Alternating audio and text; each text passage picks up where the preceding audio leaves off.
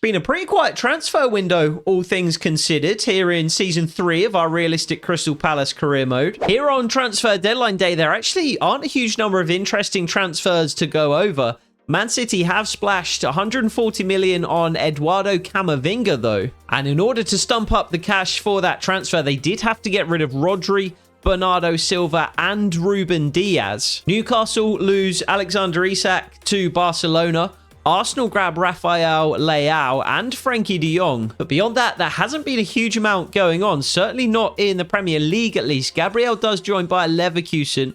Fikayo Tomori joins Manchester City. Newcastle also lose Bruno Guimaraes. Ben White leaves for AC Milan. Ian Maatsen joins Wolfsburg. Eli Wahi, a player that we had our eye on, replaces Evan Nielsen at Bournemouth. And Hugo Ekitike was another striker we had our eye on at one point, but he joins Marseille for 35 million. We were fairly limited in terms of what we could do in the transfer market, considering we could only spend a maximum of 10 million on any individual player, but we did manage to bring in Leif Davis, Andreas Pereira, Lucas Stassin and Emmanuel Dennis for a combined fee of under 30 million. But I think it's going to be a pretty quiet transfer deadline day for us. We're not looking to add anybody else to the squad, but neither do we need or want to sell any of our players, having allowed Czech Decore already to leave. So it is a relatively quiet transfer window this time around. And with the squad set, we can look to continue to get off to a positive start here in Season 3. With 2 wins in our first 3 games, we find ourselves in 5th position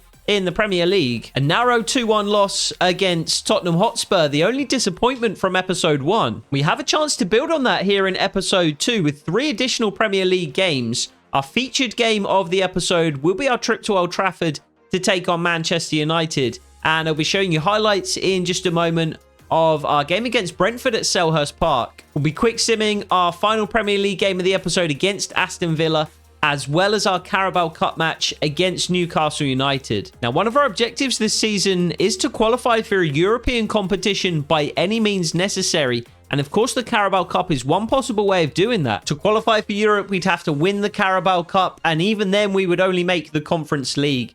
So while we're going to be trying our best to win matches in the competition, it's certainly not top of our list of priorities. I'd much rather prioritize trying to finish as high as possible in the Premier League, and we will try another new formation in order to try and do that here in today's episode. So we're going to be going out in a 4-2-4 formation for the very first time. The back 4 is as you would expect, but Munoz and Leif Davis are going to be fullbacks rather than wingbacks. So like Adam Wharton in the previous episode, we may not be utilizing them to the absolute best of their ability. But this formation should play to the strengths of everybody in front. Adam Wharton, Daichi Kamada, Constant Elias and Koleosho on the wings, and Tammy Abraham finally has a strike partner that he can team up with in Eddie Nketiah. This formation and tactical system felt excellent. We put Brentford under the cosh from the very beginning and took the lead 13 minutes in with a little luck, to be fair. But we continued to dominate Brentford. Corners, free kicks, shots from outside the box. We peppered their goal with shots, and really we could have been 2 or 3 up half an hour into the game. But we weren't 2 or 3 up. We were only up by a goal, and that allowed Brentford to play us at our own game, really. Hit us on a quick counter-attack and level the scoring against the run of play. And that misfortune was compounded when Maxence Lacroix was sent off for this relatively innocuous challenge on the edge of the box. We didn't let our heads get down, though. We continued to plug away in the game, and when Leif Davis found Daniel Munoz on the edge of the box, he let fly and added his name into the hat for goal of the season here in episode 2. So we were relatively fortunate ultimately to come away with the victory. However, it was misfortune that meant we went down to 10 men in the first place. So we also really continued to edge Brentford even when we went down to 10 men, and we absolutely dominated them when it was 11 on 11. So I think ultimately we are good for the victory. Today's video is sponsored by Enigma Football, the UK's leading supplier of football shirt mystery boxes just like this one. Enigma stock a wide range of football shirts from clubs from the Big 5 European leagues, from lesser known teams around the world, and even from national teams as well. And you can be 100% certain that their shirts are authentic because they get them straight from the clubs and the manufacturers directly. Their mystery boxes start at just $34.99, and they can be as random or as customized as you like. Of course, you need to specify your shirt size, but you can also let Enigma know if there are any teams or leagues you would like to avoid, if there are any colors or designs that you would prefer, or you can just leave it entirely up to Enigma to choose for you. Enigma had a very good idea of what team I would like to receive, so they sent me this season's Crystal Palace shirt. This exact shirt on the Crystal Palace website would have cost me £60, but if you receive it in a mystery box, you get it almost half that price. And you can knock that price down even further by using code LAMSY at the checkout for a 10% discount on all first orders, including the first month of a mystery box subscription package. So if you're on the lookout for a Christmas gift for the diehard football fan in your life, or if you just want a fun and affordable way to expand your own shirt collection, check out Enigma Football. The link is in the description, and be sure to use code LAMSY at the checkout for 10% off your first order. Shout out to Enigma Football for sponsoring. Now let's get back to the video. And I think much of the first 11 deserve a rest after that one, putting in double duty towards the end of the game. So we will go back to the 5-2-3 in a heavily rotated 11 as we quick sim our Carabao Cup, I want to say round 3 fixture against Newcastle, and we do come away with the victory. Joe Bellingham, a player we're hoping takes on a bigger, more significant role this season, grabs the winner 89 minutes into the game after Anthony Gordon opened the scoring and Ismaila Sarr leveled things half an hour later. So the old reliable 5-2-3 formation still serving us well, and I think we'll stick with it as we head over to Old Trafford to take on Manchester United in the featured game of today's episode.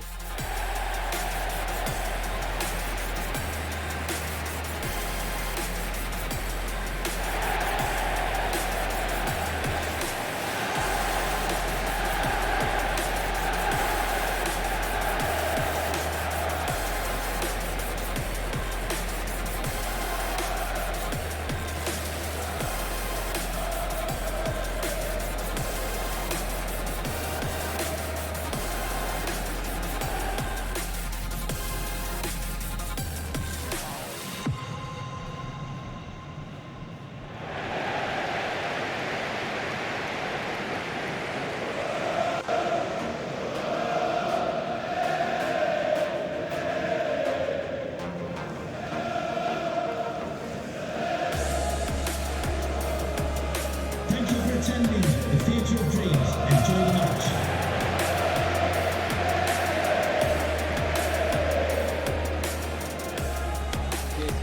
Good luck.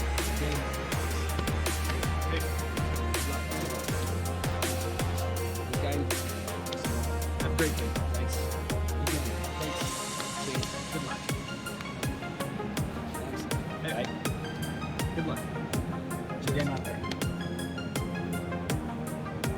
So still no Eberechi in the United side.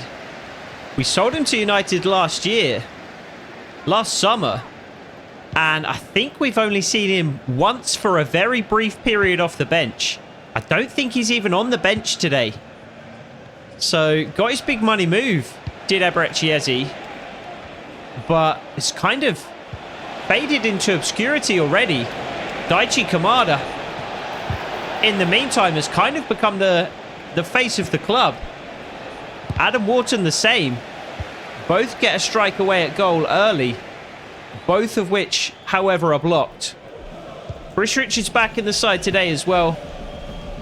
After trying out a few 4 at the back formations so far this season, Chris Richards has kind of been pushed to the periphery of the squad once more. As Constantelius drives to the United back line, but can't force his way through. So Jadon Sancho starts on one wing today, Anthony on the other. Rasmus Højlund up front in a United side that remains very similar to the one that we see in real life at the moment. The back four potentially the most significantly different part of the team. But we are back with the 5-2-3 today. And this is exactly the kind of passing pattern that we've been utilising to such great success in the 5-2-3 so far. The left winger dropping deep to pick up. The right winger, almost invariably Koleosho these days, making that run in behind. And the big long diagonal ball. We've been more solid with 4 at the back than I feared heading into the season. I knew that we wanted to play 4 at the back a little bit more often, just so we can impose ourselves on games a little more, rather than relying constantly on the CPU teams, on our opposition, to kind of dictate the pace of the game and to come on to us before we broke on the counter. Playing the 4 at the back gives us the additional body either in midfield or up front, and allows us to take a little bit more control, enjoy a little bit more possession.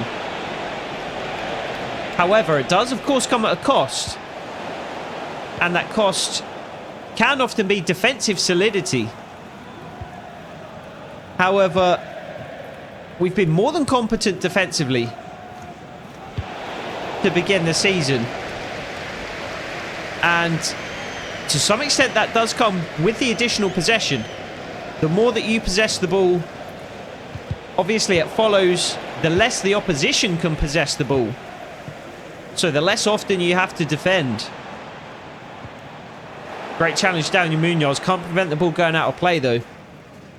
Eddie Nketiah against Brentford though continued to simply do nothing. We did have to bring him off at the end of the first half, as Maxence Lacroix of course got sent off.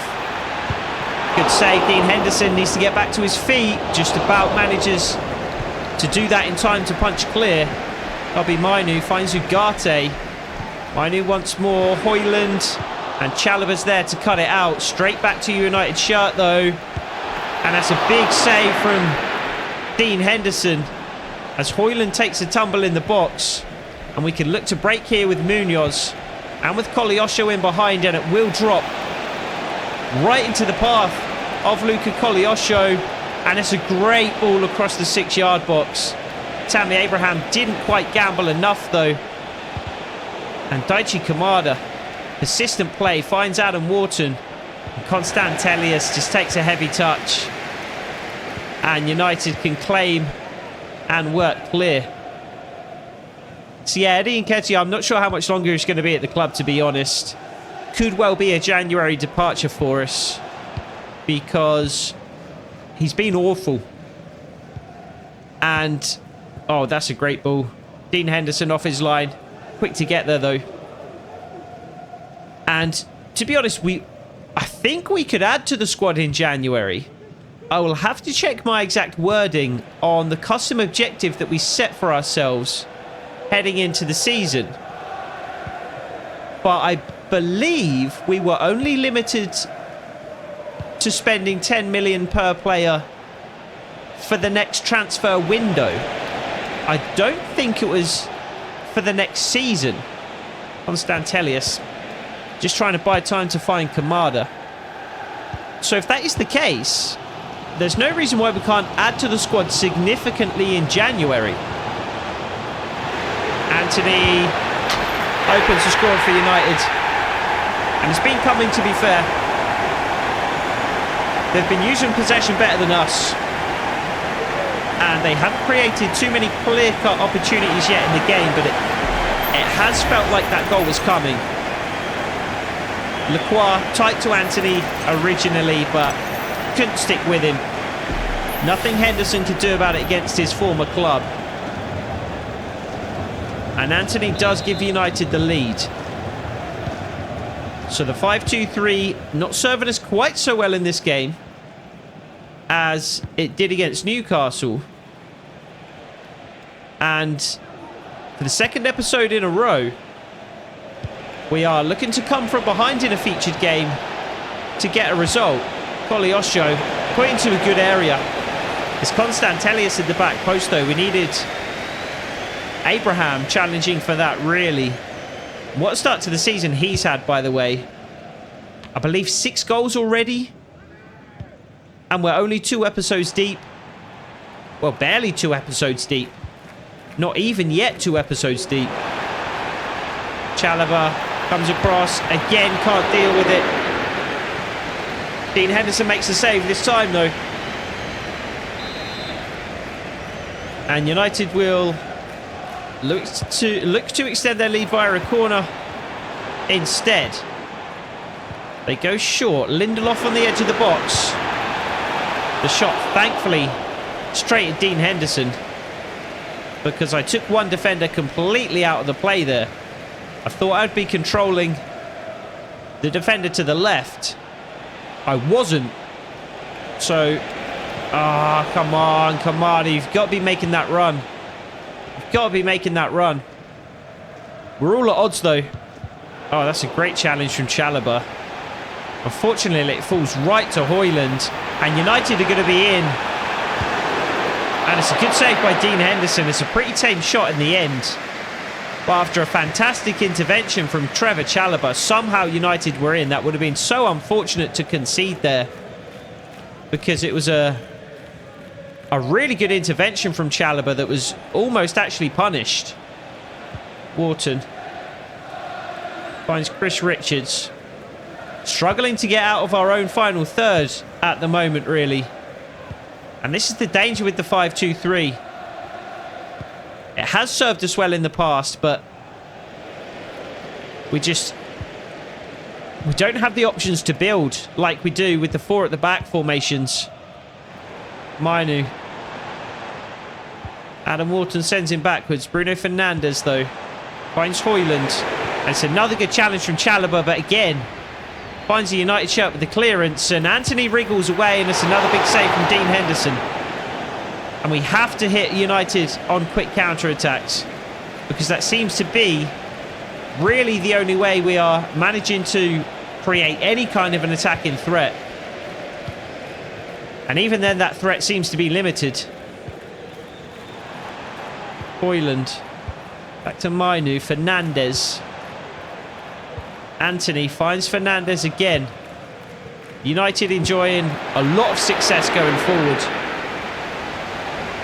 Dean Henderson will just hold. Lacroix. Already approaching the end of the first half. It's gone very quickly. And we really don't have a clear-cut opportunity to show for our efforts in the first period.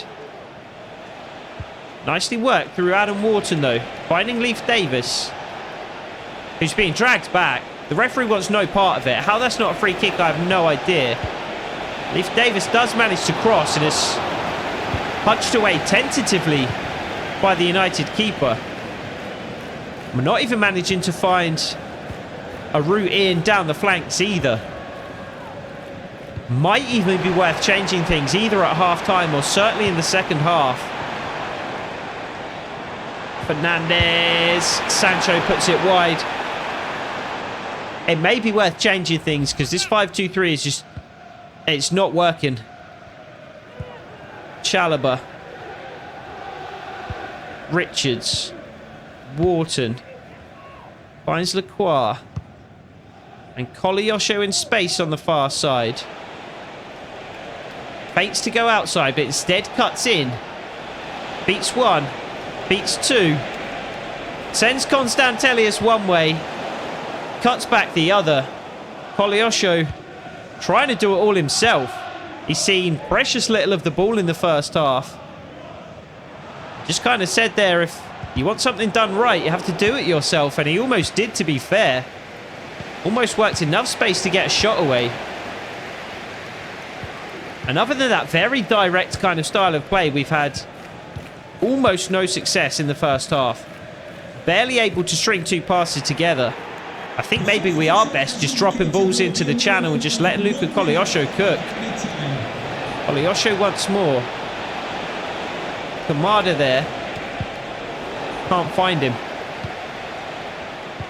United's just been very organised in the first half.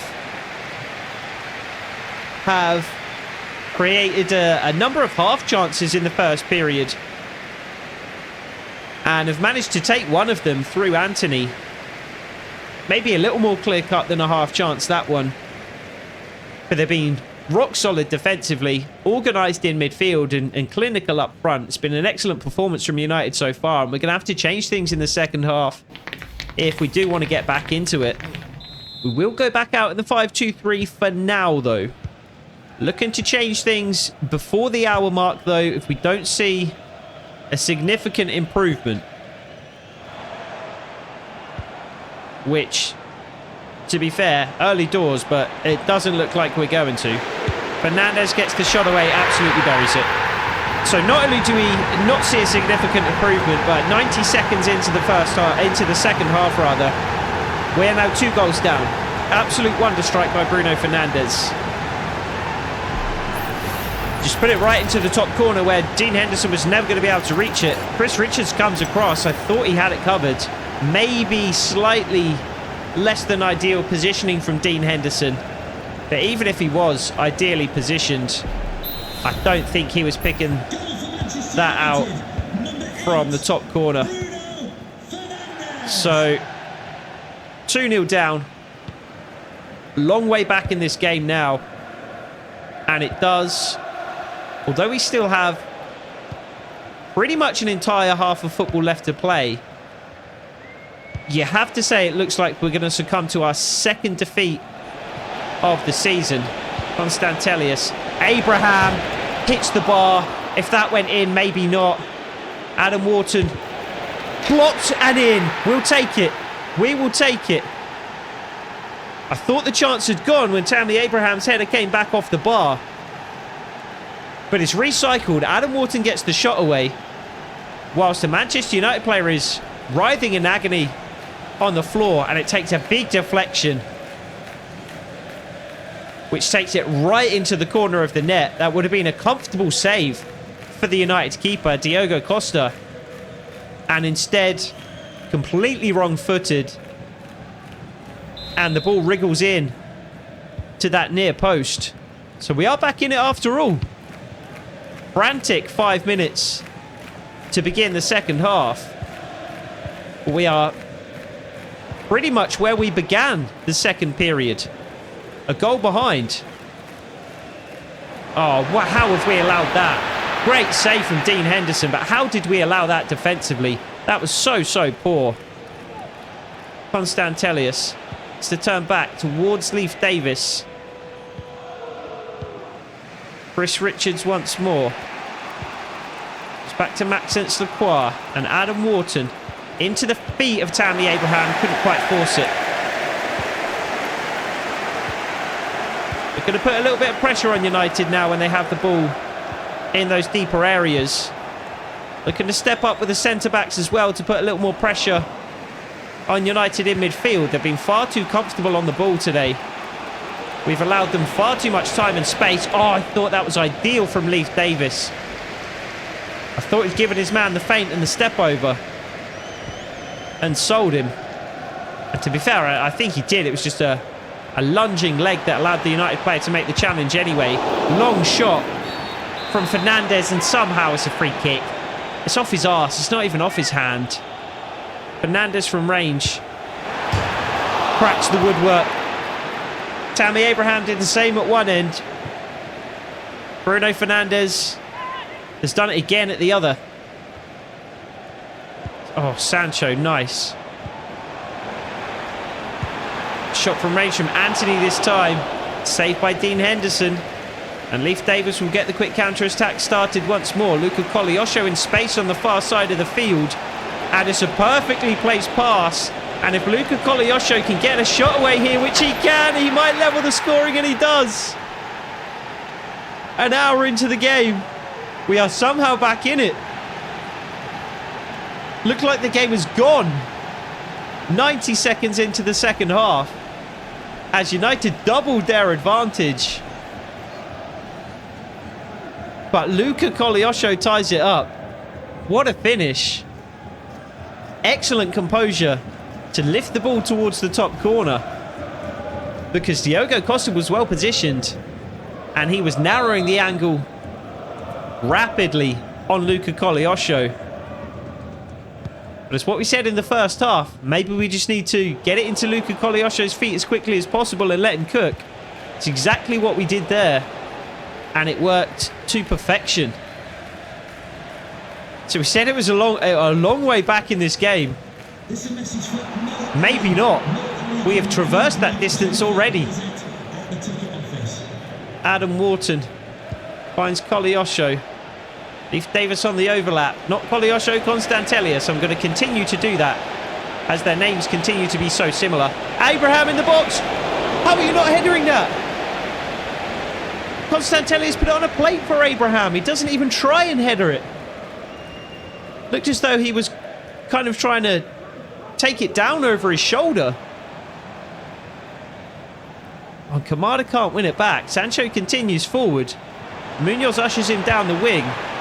That's a deep cross in search of Højlund. Adam Wharton just about gets there. And Constantelius once more is looking for Koleosho, and once more he's put it on a plate for him. Koleosho blocked. The pace of Koleosho is too much. Too much for anyone to deal with. Goalscorer Anthony comes off. Daniel Marlon comes on. It was caused us issues for United in the past. Leif Davis with the corner. Looks for Tammy Abraham. Can't win the header. Koleosho applying the pressure. We're just trying to lay this United counter-attack. With Trevor Chalobah, though, we really could use him back in his defensive position. Chris Richards is turned by Rasmus Højlund really tidily. And it's a good intervention in the end by Maxence Lacroix. Daichi Kamada. Constantelius in behind now. Little too much on it. That will allow us to make our first change of the game, though, and it is going to be Daichi Kamada to leave the field. Hasn't been at his most influential today, it has to be said. And the new signing, Andreas Pereira, will come on to replace him. Daniel Marlon carries the ball forward, finds Bruno Fernandes. And Leif Davis stepped up there to challenge Marlon. Didn't win the ball, and now he's out of position. Wharton, good save again by Dean Henderson. And again we will look for Koleosho. Going to try and find him via the head of Abraham on this occasion, though. Lindelof finds Willems. I think another of the Youth Academy products now that we are starting to see come through the ranks. We saw one against, or rather, playing for Newcastle in the previous episode.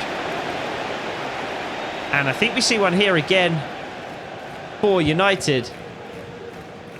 Wharton. Guess who? Koleosho. Andreas Pereira. Twisting, turning, finding room to cross. Looking for the head of Tammy Abraham, which he finds! And Tammy Abraham, like he so often does, finds the back of the net. And with 20 minutes to go, we are 3-2 up. What a turnaround here at Old Trafford. 2-0 down. Just moments into the second half. And we have not only traversed that deficit, but we have taken the lead now. 20 minutes to play. Still a lot of football left in this game. As we've seen so often in the series so far, Tammy Abraham rises highest, gets his head to the ball, and the ball hits the back of the net. What a revelation Tammy Abraham has been at Selhurst Park. And to think we almost didn't sign him.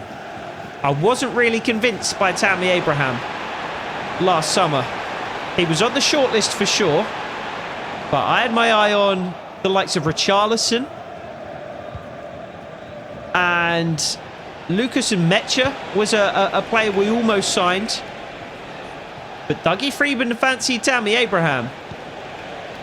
And I think we have to defer to Dougie Freedman's expertise with a little more confidence in the future, because that signing has certainly paid off. Leif Davis. Constantelius in the box, headed clear by United. Wharton applying the pressure. We'll probably make a couple more changes next time we get the opportunity.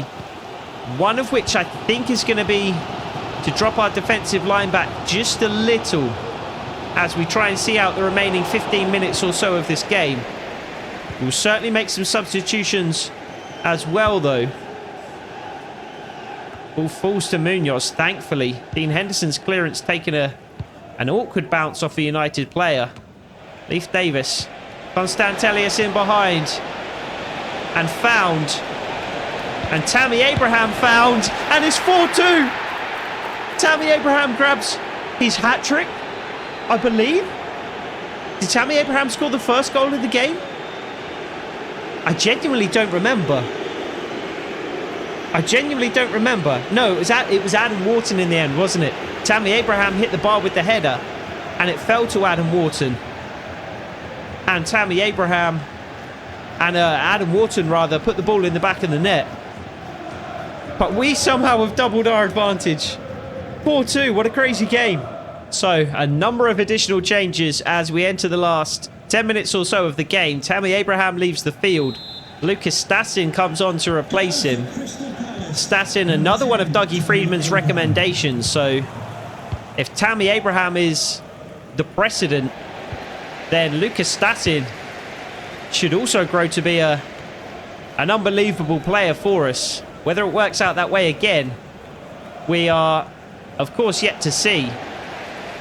But he does have a lot of promise. Just 21 years old with 82 finishing was the attribute that really stood out when we were scouting him over the summer. Ismail Assar also on, and the ball goes out of play there. According to the linesman, I'm not convinced. I mean, I know the game can not really make a mistake in that regard, but I'm not convinced. Didn't look like the whole ball was over the line. Good challenge by Ismail Assar, though. And somehow, with about 10 minutes to go, including stoppage time, all we need to do is defend a 2-goal lead. We have dropped the defensive line back a little more. We have switched Munoz and the left back, who is now Milan van Ewijk, to fullback rather than wing back. Although Van Ewijk venturing forward here regardless, completely ignoring Oliver Glasner's instructions from the sideline, ventures into the box, cuts in onto his right foot, and is 5-2. There is Lucas Stassin. Didn't need to take advantage of his 82 finishing there. I think he could have had 2 finishing there and he would have put the ball in the back of the net. But for the second time in the season so far, we have scored 5 goals in a game. It was 5-1 against Leicester in the opening game of the season. And we've gone to Old Trafford and put 5 past Manchester United after being 2 goals down. I thought the game was over 90 seconds into the second half.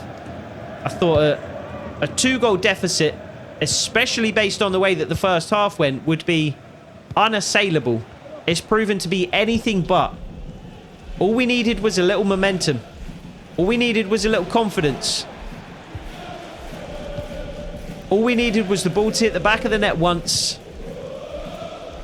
to win this game. Who are they going to give man of the match to? Bruno Fernandes gets man of the match for United, which is probably fair enough. Big save from Dean Henderson. And hooked clear. Andreas Pereira. Drop it into a defensive position, but Maxence Lacroix makes a bad mistake. Thankfully, the United shot is straight at Dean Henderson. And that's such a poor kick. I was aiming for Constantelius there, if you can believe it. So we will not lose our second game of the season. United, you would think, like Tottenham in episode 1, likely to be one of our primary rivals for a European place this season. You know, the most we can aim for, probably in terms of a Premier League finish, is 4th. More likely, though, 5th or 6th is going to be a little more of a realistic objective. So I think United, Tottenham, those are the teams that we're probably going to be competing with for those sorts of positions. Constantelius offside. And Lucas Stassin has picked up an injury. I really hope it's not a serious one, because if he goes down with injury just a handful of games into his Crystal Palace career, I will be very disappointed. We did, of course, sign Emmanuel Dennis in the summer as well. So we do have plenty of depth up front. And we did plan ahead for January, just in case we lose Eddie Nketiah. Kind of making sure we're overstocked up front early in the season here.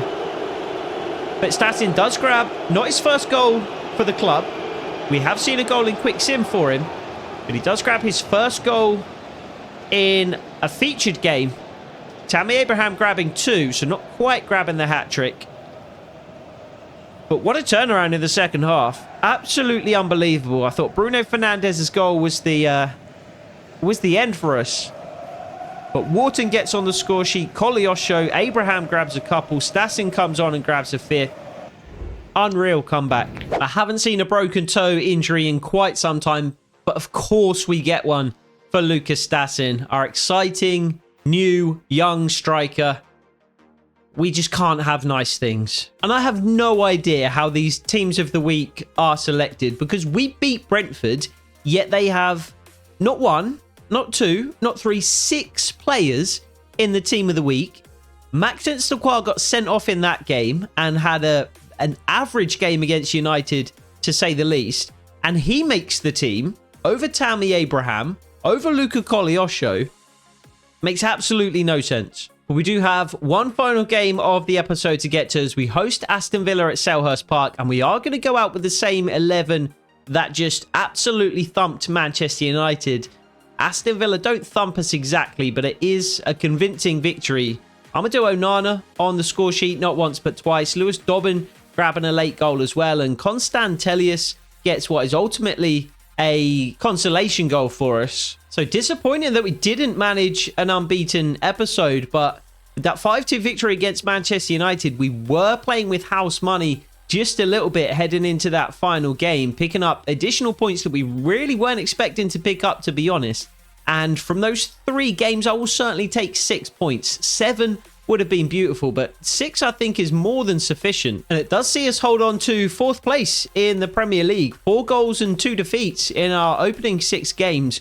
We've scored 17 goals so far, which is 3 goals better than the second best team in the league. Manchester United, Liverpool, both on 14. We've conceded more than we would really like to at this stage, though. Look at City, look at Spurs. They've conceded 3 each. Arsenal, Newcastle have conceded 5 each. Chelsea are on 4. We've conceded 9 goals. We've just put 5 past Man United, and they've only conceded 1 more than us. Another of our objectives this year was to concede fewer than 50 goals, and we haven't taken great steps in that direction just yet. The schedule does start to get a little busier as we head into October now, though, where we'll be taking on Leeds in the Carabao Cup. Already, we're in the 4th round, and we have a very winnable fixture to make it through to... what would that be? The quarterfinals. We're in the final 16 of the Carabao Cup already. So a very winnable game against Leeds could see us through to the quarters. And we have some equally winnable games in the Premier League as well. Ipswich Town, I believe, regained their Premier League status here in Season 3 rather than staying up for the last 2 seasons. Fulham is a very winnable game. West Ham is a very winnable game. Arsenal will, of course, be a tough test. But if we can play anything like we played against Manchester United in the second half, I think we're an equally tough test for anyone. So we will look to continue this great start that we've had here in Season 3 in the next episode. I hope to see you there. Take it easy.